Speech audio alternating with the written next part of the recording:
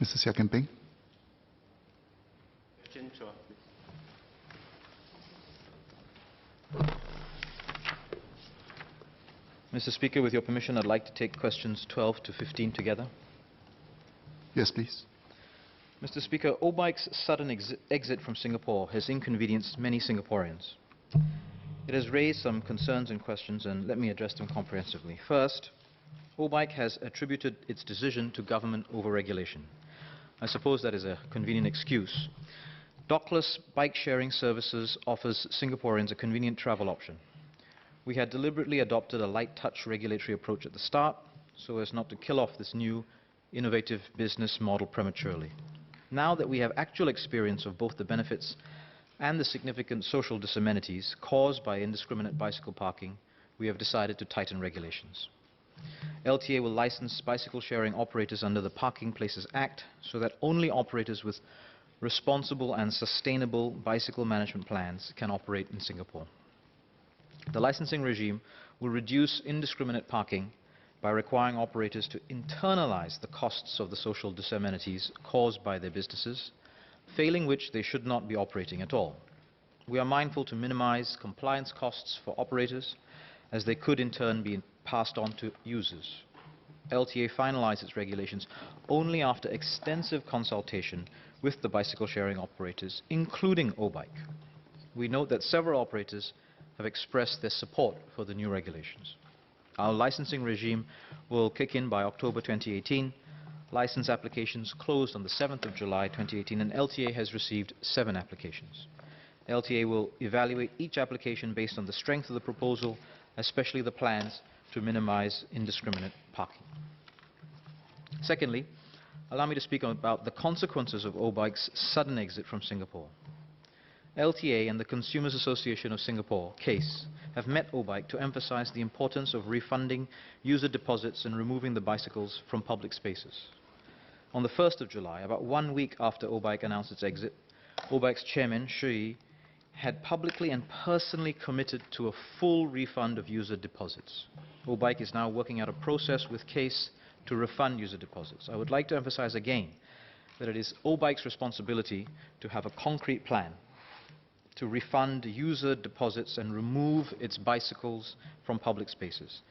If LTA has to step in to remove its bicycles, we will impose fees on Obike for doing so. LTA and CASE will continue to engage Obike on its responsibilities. Concurrently, as the company is in liquidation, CASE has advised that affected consumers should file their proofs of debt against Obike with the appointed liquidator, FTI Consulting. Those who are unsure about how to file a proof of debt may contact CASE or the appointed liquidator for assistance. Following Obike's exit, Mobike announced on the 29th of June that it would be waiving deposits for its Singapore users. With this change, none of the license applicants require user deposits. If the operators eventually do require user deposits when the licensing regime is implemented from October this year, LTA will study the need for bicycle sharing operators to place a security deposit or performance bond.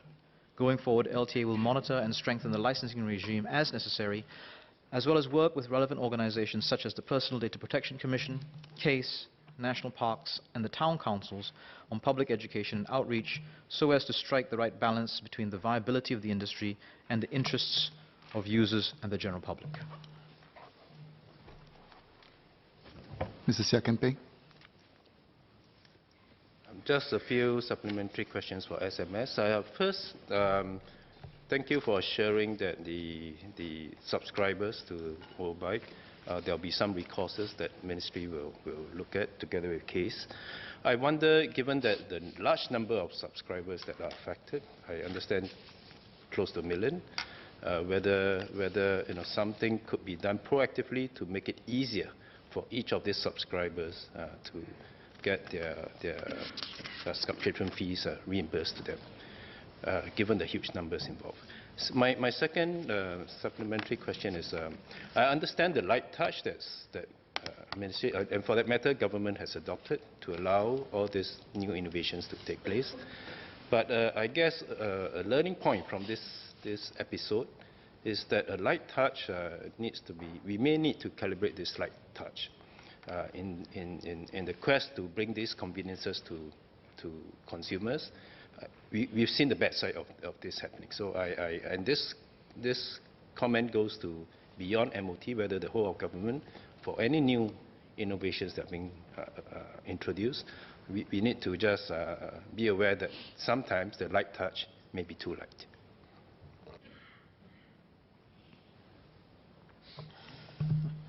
Thank Mr. Xia for the questions. For the first, which is whether it can be easier to get refunds, it is ultimately OBike's responsibility to refund the user deposits, and I think we should not minimize that it is something for them to settle, something for them to seek out means and ways to serve their consumers and serve their customers as best they can. We'll continue to watch the space. As far as the light touch is concerned, I do agree with the member. I'd point out it hasn't actually been that long since these business models appeared, just over a year.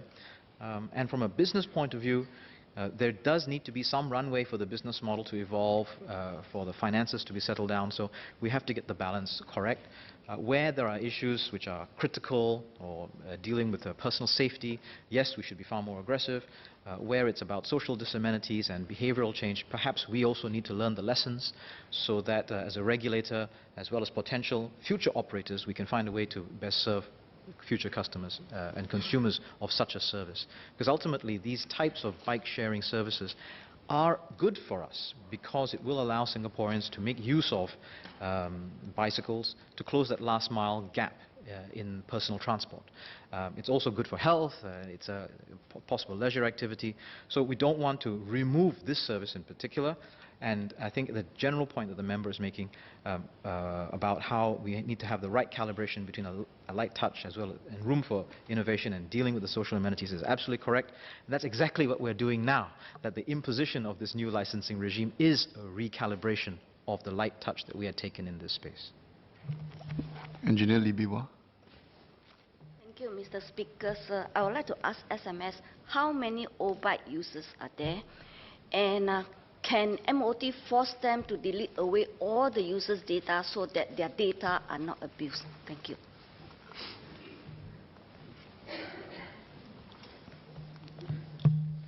Certainly, O-bike, like all private companies, will need to comply with the PDPA, Personal Data Protection Act.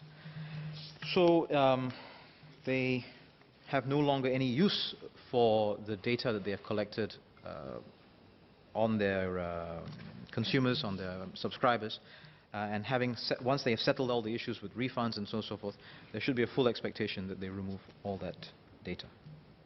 The other question was how many accounts did they have?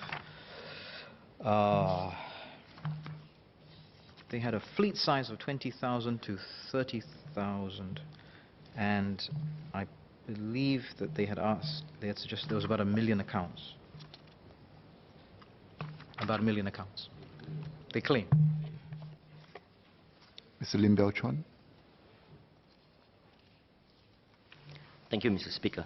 The media reports does says that O-bike says that they have about 1 million users, and indeed, if most of them have paid deposits to the O-bike, then there's quite a large sum of money with O-bike. Now, if these funds are with the O-bike, then I suppose the consumers will get back their funds. But many consumers have expressed concern that after liquidation, they will not be able to receive their refunds.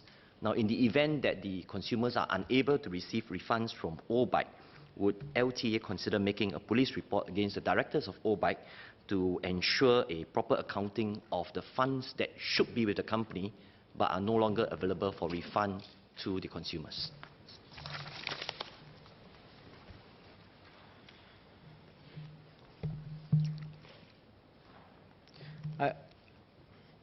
I think it's possible, but I think this issue falls under the Consumer Protection Fair Trading Act, which is overseen by the Ministry of Trade and Industry. So I think the short answer to the member's question is yes, but as to how that plays out and what actions are taken and so forth, I think I would have to ask the member to file a question for MTI as to how this might be managed in a way to serve the needs of Singaporeans as well as the businesses. I'll stretch a little for one more question. Mr. Zainal Sapari. One of the things that OBIKE did was to force its members to subscribe to its SVIP using their deposit. Will these customers be able to get a refund for this as well? Because the decision to subscribe to the SVIP membership was done unilaterally without the customer's consent.